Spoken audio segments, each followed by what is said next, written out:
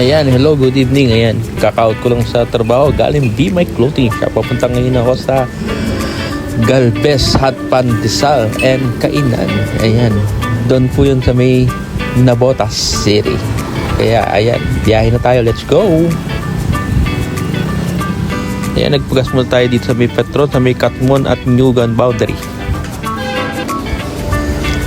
Ayan, nandito na tayo sa Navotas. Ito na, natatanong natin ang Galvez Hot Pandesal and Kainan.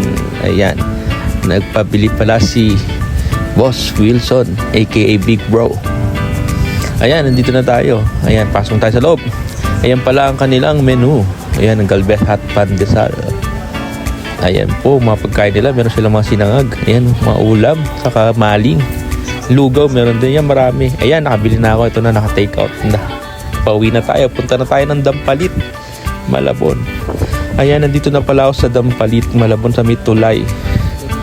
Ayan, kung makikita natin dito, stop and go ang ano dito kasi ginagawa yung daal. Meron silang gagawin na drainage system para yung baha dito sa Dampalit ay madaling humupa. Pag nagawa yan, malaking ginhawa rin yan sa mga taga-Dampalit. Kaya dito na nagtatapos ang ating vlog. Maraming salamat sa inyo lahat. Magandang gabi!